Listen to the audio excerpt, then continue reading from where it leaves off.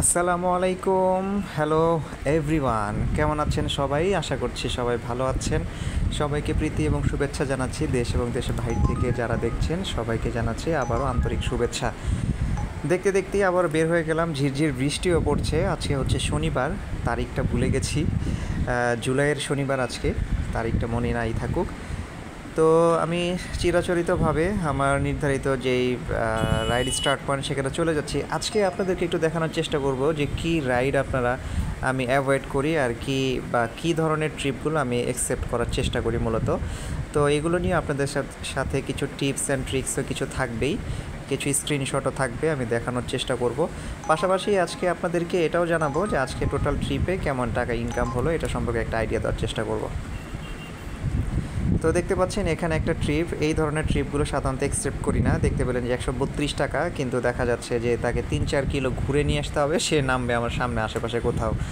তো এখানে একটা বিষয় লক্ষ্য রাখবেন যে আপনি যেখানে আছেন আপনার চেষ্টা করতে হবে যে আপনার পিক আপ পয়েন্ট, মানে যে গেস্ট বা যাত্রীকে আপনি নেবেন সেজন্য আপনার হতে পারে সর্বোচ্চ 1 থেকে 1.5 কিলো 2 কিলো হতে পারে। বাট যদি এমন হয় 3 কিলো 5 কিলো দূরে আছে, আবার ব্যাপারটা যদি এমন হয় 5 কিলো দূর থেকে পিক করে তাকে সেখান থেকে 200 মিটার সামনে আগায় দিয়ে আসতে হবে, তাহলে দেখা যাচ্ছে এগুলো লস প্রজেক্ট। এগুলো আসলে ভাড়াও কম থাকে, 100 টাকা, 132-30 টাকা, 100 টাকাও থাকে, 70-80 টাকাও থাকে, রিক্সা ভাড়ার থেকেও কম থাকে।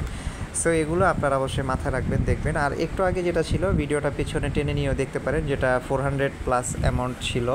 এটা কিন্তু শুধুমাত্র এখানে যে ভাড়াটা শো করে, এটা হচ্ছে আমরা যেটা পাবো, ড্রাইভার যেটা পাবে সেটা কিন্তু এখানে শো করে। আচ্ছা, এই যে আবার সামনে এখানে চলে আসছি, এখানে অপেক্ষা করব, দেখি। যেহেতু পিক টাইমের সময়টা আমি বের হই, পিক টাইমের 1-1.5 ঘন্টা পরে বের হই, মানে 7টার দিকে নামাজের পরে।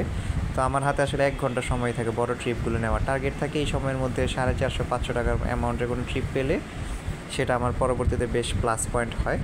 তো যেটা বলছিলাম যে মূলত এর আগের যেই ট্রিপগুলো আপনারা দেখেছেন, যে চেষ্টা করতে হবে যে পিক টাইমগুলোতে একটু লং ডিস্টেন্স ট্রিপগুলো অ্যাকসেপ্ট করা। যদি নিতান্তই না হয় তাহলে তো নাই, এটা ভাগ্যে রিজিকে থাকতে হবে, নয়তো নিজের ইচ্ছাতে আসলে কিছুই করা যায় না। কখন কোথায় ট্রিপ পড়বে এটা আসলে বলা যায় না।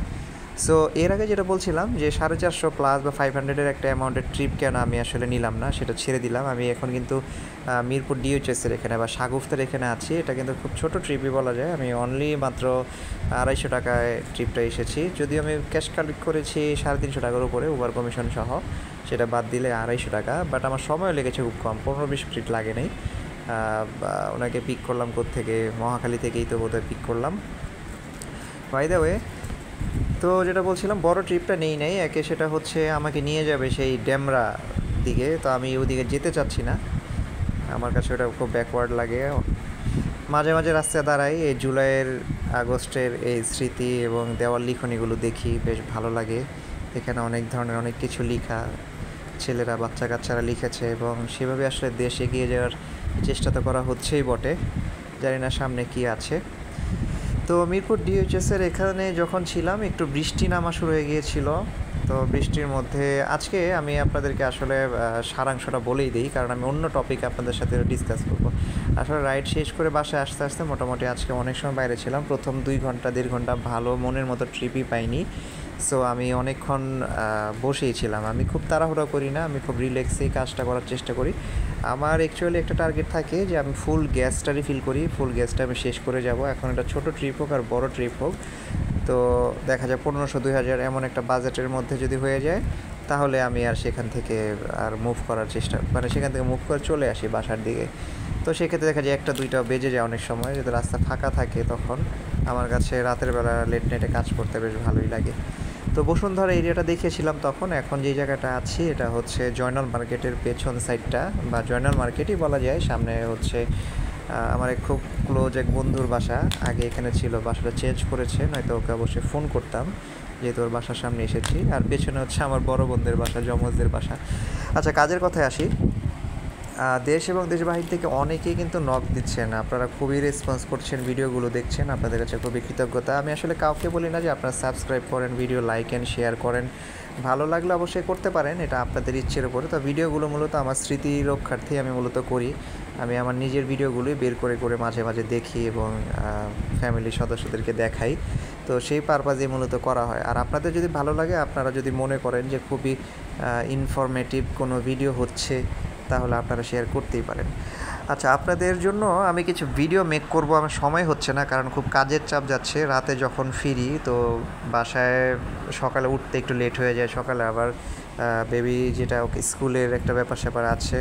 তো এখানে আমি একসাথে কিছু স্ক্রিনশট দিলাম যে এগুলো আমি আজকে ট্রিপ অ্যাকসেপ্ট করেছি। সঙ্গতার কারণে আসলে যাত্রীরা ঠিক এক্স্যাক্টলি আপনার আর বিস্তারিত কিছু দেইনি। তো মোটামুটি 7টা ট্রিপ আজকে অ্যাকসেপ্ট করেছি এবং আজকে আমার উবার থেকে আমি পেয়েছি 1600+ টাকা আর কি। এখান থেকে যদি আমি 520 টাকা গ্যাস খরচ ধরি আর 10 টাকার একটা চা খেয়েছিলাম রাস্তায়।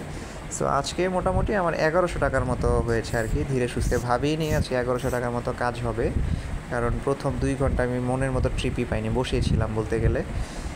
তো এরপর আল্লাহর রহমতে ট্রিপগুলো ঢুকতে থাকে, তো হচ্ছে এভাবে। তো সবার প্রশ্ন থাকে যে কত টাকা ইনকাম। তো আজকে আমার ক্যাশ কালেক্ট হয়েছে, মানে উবার থেকে আমি পেয়েছি 1600 ওর কমিশন ছাড়াই। আর কমিশন যেটা আসে কমিশনটা তো দেখা যায় আলাদাভাবে এটা অ্যাড হয়, সেটা পে করে দিতে হবে।